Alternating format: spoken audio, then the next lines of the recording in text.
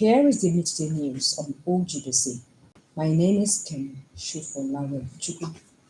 First, the major items. President commitment to infrastructural development. The Ogun State government is reassuring of continuous efforts to cushion the effect of current economic challenges. In South Africa, President Ramaphosa indicates readiness of ruling ANC to form national unity government. President Bola Tinubu has restated his commitment of the current administration at the center to infrastructural development and urban renewal. President renewed the commitment on Thursday while inaugurating Road B6, B12, and Circle Road in the Central Area District of Abuja. Represented by the President of the Senate, Senator Kyoto Akpabio, President Tinubu said the renewed hope agenda of the administration would continue to prioritize infrastructure as a driving force for economic advancement, identifying efficient transport network as vital for economic growth, social integration, and overall national development. Mr. President assured that the administration will build more roads, bridges, and other essential infrastructure that will connect the people and drive the economy. The Central Bank of Nigeria (CBN) will continue to implement bold reforms that will make the economy work for everyone. The CBN governor, Mr. Olawale Cardozo, gave assurance at a forum in Lagos. According to Mr. Cardozo, the measures recently introduced by the Apex Bank to reform the economy are already bearing fruit. He reiterated commitments to positioning the CBN to deliver meaningful, data-driven, and sustainable solutions with positive impact on the livelihood of all Nigerians. The people of Ogun State have been reassured of government's continuous efforts at cushioning the impact of the current economic realities on them through palliative measures. Governor Dr. Abiodun gave assurance on Thursday at the official flag-off of the distribution of assorted commodities from the National Strategic Reserve to vulnerable persons in the state by the National Emergency Management Agency, NEMA, held at the State Agricultural Development Program Ogatek Office, Abeokuta. Governor Abiodun, who was represented by his deputy, Engineer Noimot Salafidele, said the current administration would always be committed to the cause of the people in rural and urban communities through programs and policies that meet their needs.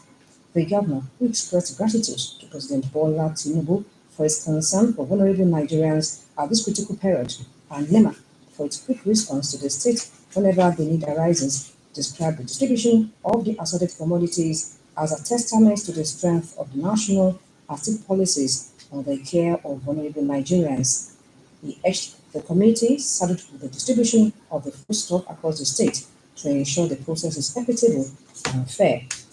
Presenting the commodities, the Director General, NEMA, Hajia Zubaida Umar, represented by the NEMA Southwest Zonal Director, Mr. Stephen Adewale, noted that the distribution of the assorted commodities was part of the President Bola Tinubu-led administration's efforts to cushion the impact of the current high cost of food items on Nigerians. According to him, Mr. President, under his renewed hope agenda, approved the release of 42,000 metric tons of assorted commodities, including maize, sorghum, millet, and garri, from the National Strategic Reserve, explaining that 15,600 bags of 50 kg maize and 3,760 bags of 25 kg garri are to be shared equally among the 20 local governments in the state. The government at the center has been called upon to allocate more money to the health sector to ensure improved healthcare delivery system in the country. This is with a view to arresting the increasing cases of medical terrorism. The AITSU Nupe Alhaji Yahaya Abubakar made a call at the commissioning of the primary healthcare center in Mokwa local government of Niger State. He also called on the well-to-do in the society and corporate organizations to support government in the efforts to boost healthcare delivery, saying the era of leaving everything for government is gone.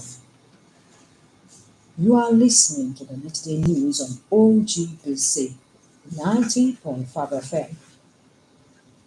South Africa's President, Mr. Cyril Ramaphosa, has announced that his African National Congress (ANC) party will seek a national unity government which he said would reflect the will of voters and help move the country forward.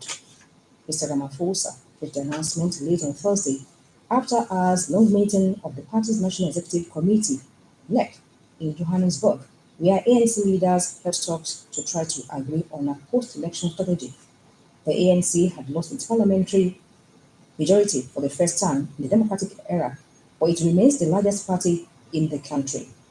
He called for the broadest unity amongst South Africans to tackle the country's issues, including crime, poverty, high cost of living, and corruption.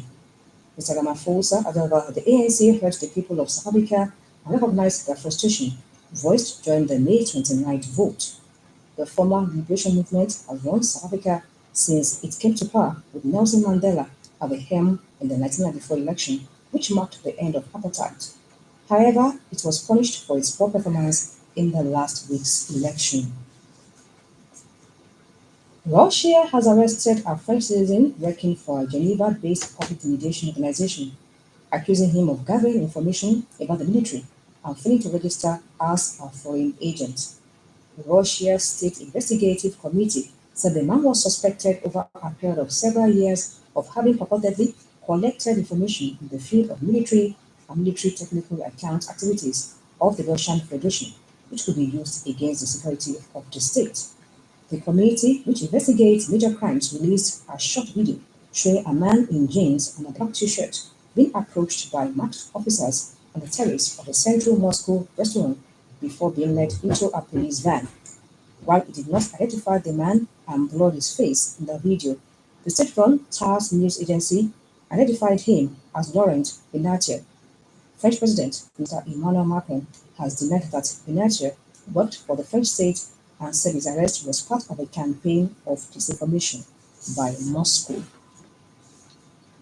The United States has told Israel to be fully transparent over an airstrike that reportedly killed at least 35 people at a central Gaza school packed with displaced people on Thursday morning.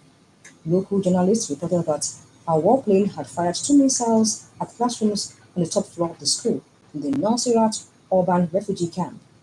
The Israeli military said it had conducted a precise strike on a Hamas compound in the school, but Gaza Hamas-run government media office denied the claim. The State Department spokesperson, Mr. Matthew Miller, at a news briefing, called on Israel to identify publicly the Hamas fighters it said it had killed. On sport, the Minister of Sports Development, Senator John Enna, has charged the Super Eagles to defeat their South African counterparts this Friday to boost their chances of booking a place in the 2026 FIFA World Cup. Describing the FIFA World Cup as the biggest showpiece in football, the minister saw the need for the Eagles to see the encounter as a make-or-break one, as victory would put them back on track for qualification. He stated that the disappointment of missing the last tournament should drive all stakeholders, including players, coaches, and support staff, to ensure that Nigeria qualifies for the World Cup. The socioeconomic development of a country requires concerted effort. Play your own part. To end the midday news, another look at the major items.